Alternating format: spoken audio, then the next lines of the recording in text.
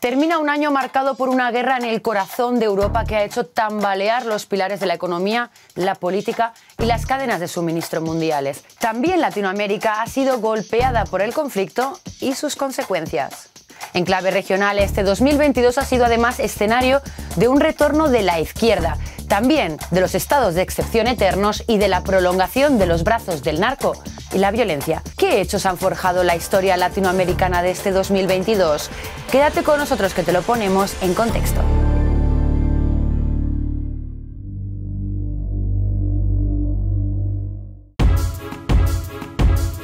Cuando el mundo aún trataba de resistir los embates del coronavirus, estalló una guerra que hizo saltar por los aires cualquier amago de recuperación. El conflicto en Ucrania no solo provocó una de las crisis humanitarias más severas de las últimas décadas, sino que disparó el costo de la vida a niveles récord en años, también en Latinoamérica. El papel tan fuerte que juega Rusia en términos de energéticos, específicamente minerales fósiles, y la otra, los fertilizantes. América Latina importa alrededor de 85% de los fertilizantes que utiliza la región. Muchos de estos venían de Rusia. El precio de los fertilizantes se incrementó muchísimo y eso hace que otros productos como alimentos, por ejemplo, también tuvieran una inflación bastante alta en la región. Primero la pandemia y después la inflación provocada por la guerra incrementaron la inequidad y la pobreza.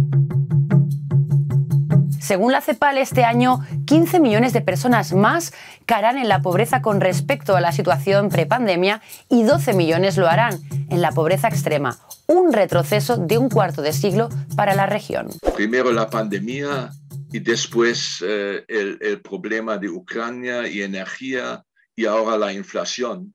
Y la combinación de esos tres choques externos es casi fatal para el desarrollo económico y social de la región.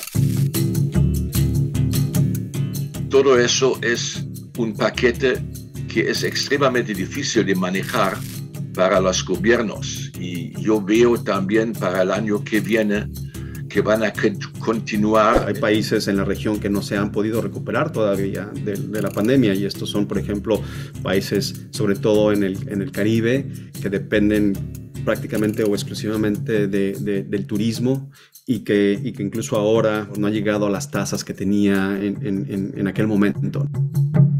La crisis energética y las sanciones al Kremlin provocaron un auténtico plot twist en el tablero político internacional. Luego de 2 décadas de tensiones, este marzo, una delegación estadounidense de alto nivel visitó Caracas y desde noviembre se han reanudado las relaciones entre el chavismo y la oposición, así como las operaciones de la petrolera estadounidense Chevron en suelo venezolano.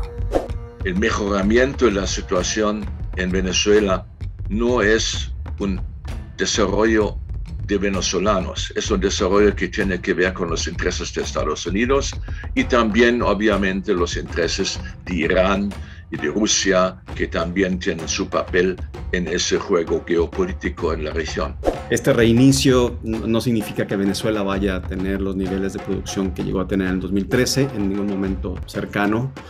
Y para el precio o para el mercado internacional de petróleo tampoco significa mucho, a pesar de que Venezuela tiene las reservas probadas más grandes del mundo, su nivel de producción actualmente es bastante bajo.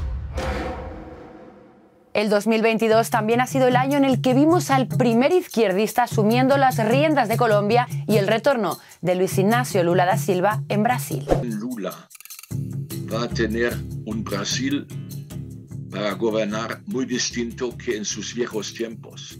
La situación económica es distinta, la situación geopolítica es distinta y también la conformación de sus adversarios políticos son distintos. La derecha hoy en día es mucho más fuerte que en tiempos de las primeras presidencias de Lula. Entonces Lula va a tener el mismo problema que tiene Boric y va a tener también Petro. Estas elecciones de Lula y Petro se suman a las 5 del 2021 ganadas por la izquierda en la región. ¿Estamos ante un resurgimiento de las izquierdas en el continente como hace 20 años? Yo veo diferentes efectos en Colombia, diferentes efectos en Chile y obviamente diferentes en Brasil. La región no es una unidad política, ni económica, ni al nivel social.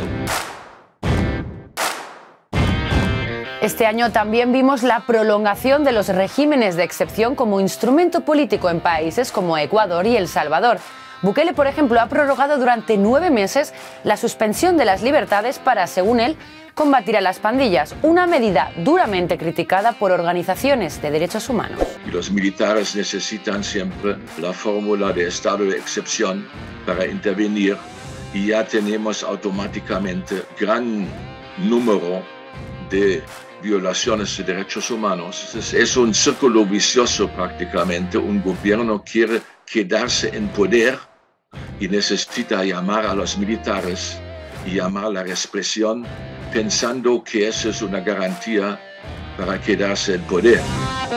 El narco y la violencia no han dado tregua tampoco este 2022, en el que hemos visto cómo aumentaron las incautaciones de drogas en la región y cómo los cárteles mexicanos lograron asentarse en Ecuador. Este año, punto clave en la distribución mundial de narcóticos. El crimen organizado también tiene problemas de desarrollo, porque para muchos jóvenes en América Latina, la única manera de llegar pronto a plata, eso también implica también los fallos en los tipos de desarrollo que hemos visto en las últimas décadas en la región. Y cerramos este resumen en el Mundial de Qatar, donde Argentina volvió a ilusionar, ganó la tercera estrella y Messi terminó de forjar así su leyenda. Con esto nos despedimos, gracias por estar ahí y haber hecho de este uno de los formatos más exitosos de nuestra cadena.